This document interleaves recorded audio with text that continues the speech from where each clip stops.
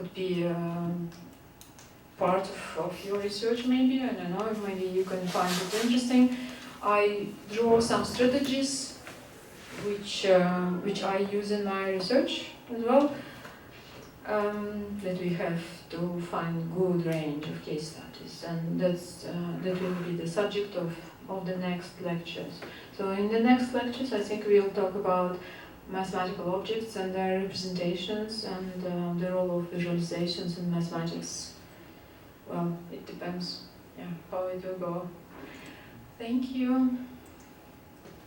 I think this is it for today, and we can maybe have a discussion.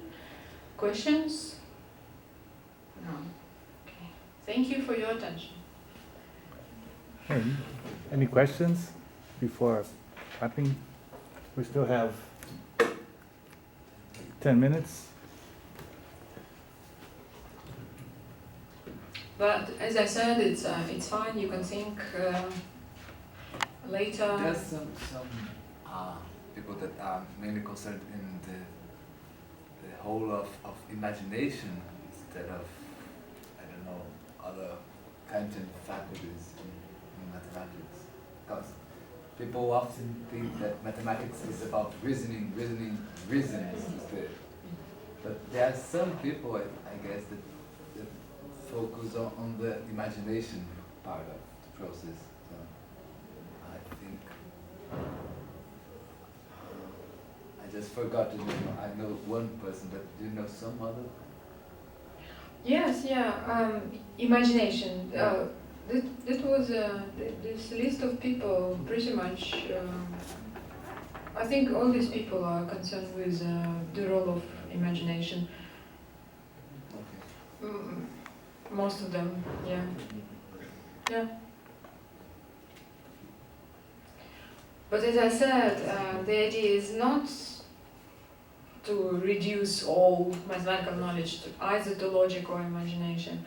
I think it's good to have as many instruments as possible.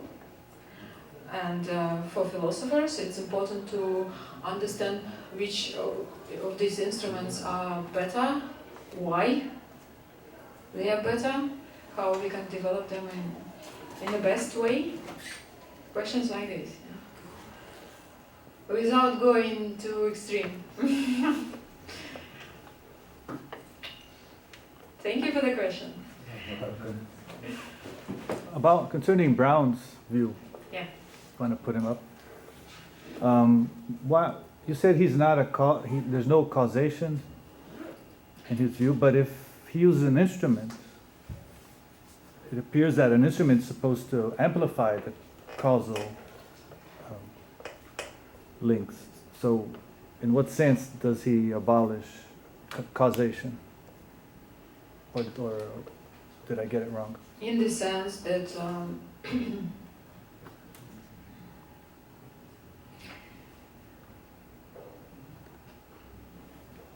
when you look at the picture, you see the picture. It's just a representation. It's just a physical object. But you are learning something abstract from your physical object. So it means that we have kind of a direct connection with the object. But the object is abstract. We have no capacity, causal capacity to approach the object. So the picture is an instrument. But the picture has a causal effect on us. Yes, the picture does have, but it's a picture. It's only a vague representation of. But Brown is saying that it's not a representation. This is a kind of a problem in his theory. He's saying a picture is not a representation; it's a window. But representation is we can understand. I can try to draw. I can try to visualize a line. Line is an abstract.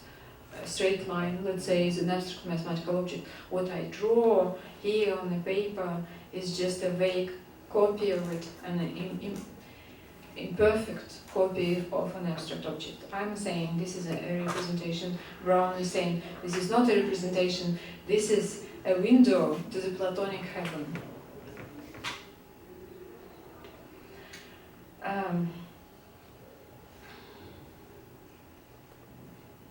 It makes sense, but I would think it would be a causal view, because somehow the mathematical object is able, through the picture, to influence me. But it's not really causal, because he thinks we see not the line.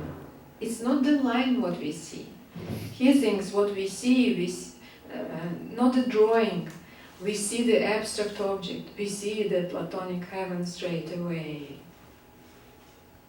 And this is not. If I see a pen, I see a pen. I really touch a pen. This is a causal interaction.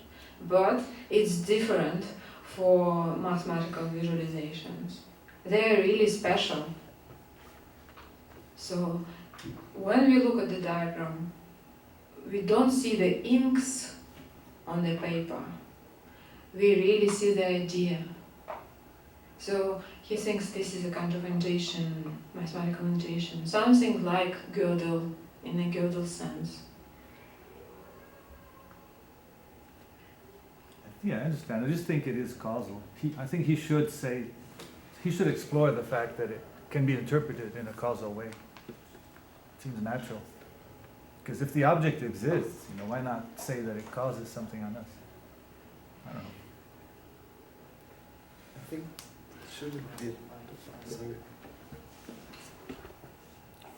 It shouldn't be a problem to abstract object cause something on us. It would be a problem to have him otherwise, right? It's a Platonic object, so we cannot suffer from causes. Cannot be caused. It's immutable and eternal. So, but it can cause. It can suffer causes or something. I think. So we can suffer a cause from the I object. think that's reasonable, guys. But I will talk more about Brown when we consider thought experiments. But his idea is that it's not that we have to explain pictures, they explain everything.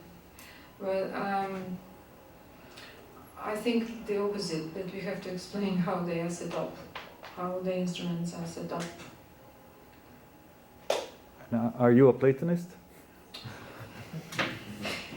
I have to tell you, Osvaldo has already asked me this question.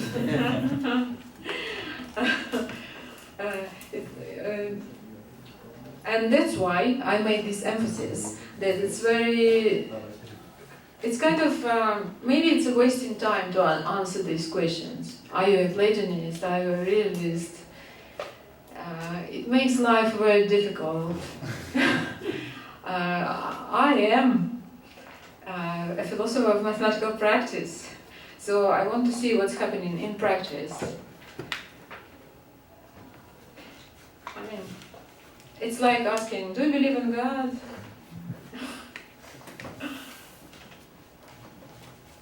Is there any approach about neurology?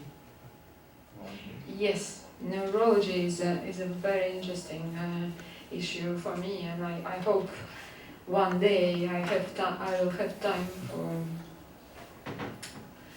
for exploring this area of neurology. As I mentioned before, we have these new extensions of our minds, of our brains, new instruments, and I think that of course, these cellular automats technologies. So there is approach in cognitive science which compares how we think and how the computer solves the problems. So this is a very interesting source of of ideas and knowledge for philosophy of mathematics. And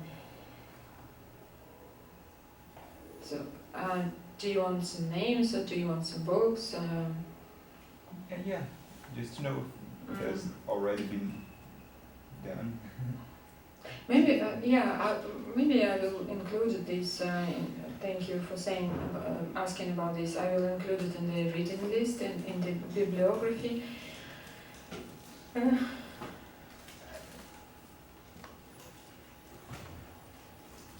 This book by Lakov Nunes is about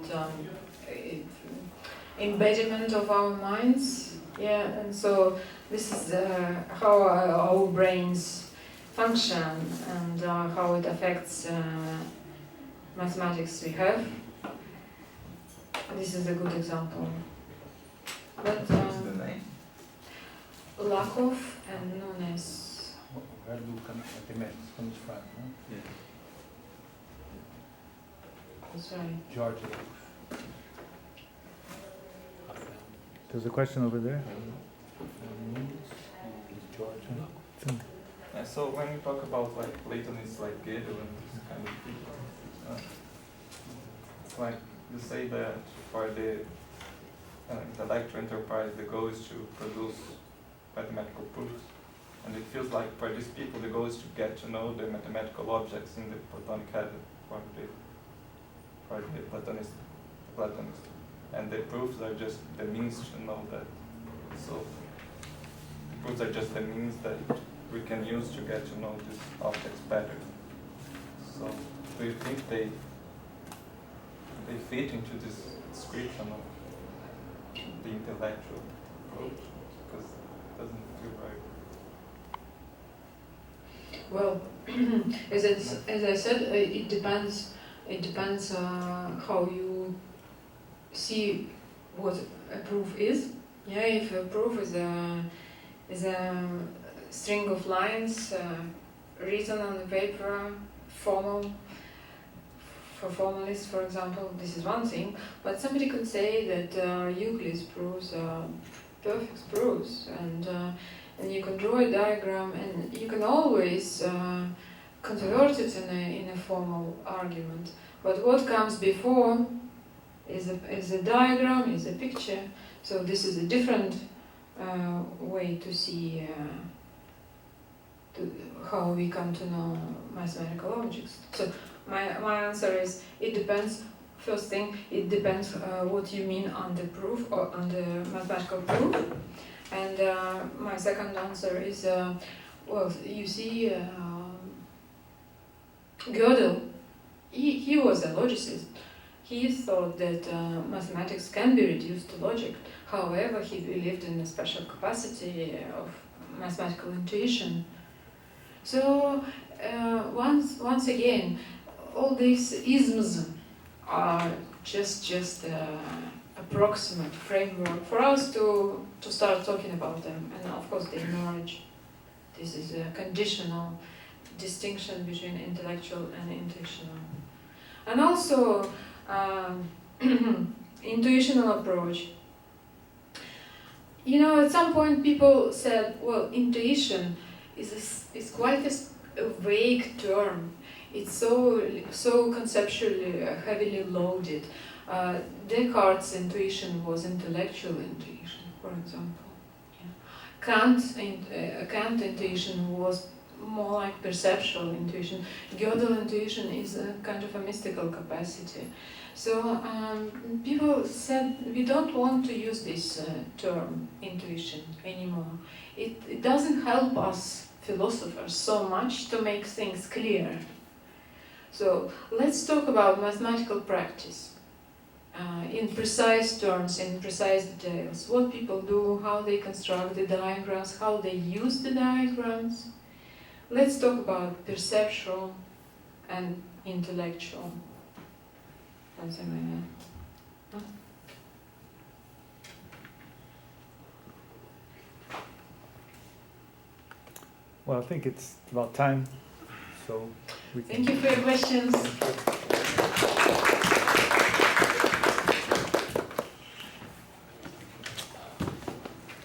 Okay.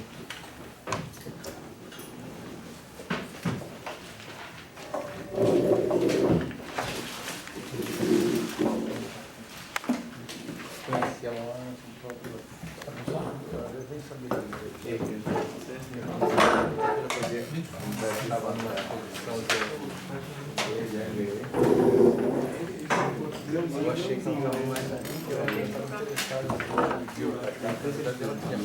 estava mais sobre exposição de eu tinha me falado, eu acho que sim. Você tem coisas de ensinar? Eu não mencionei em casa.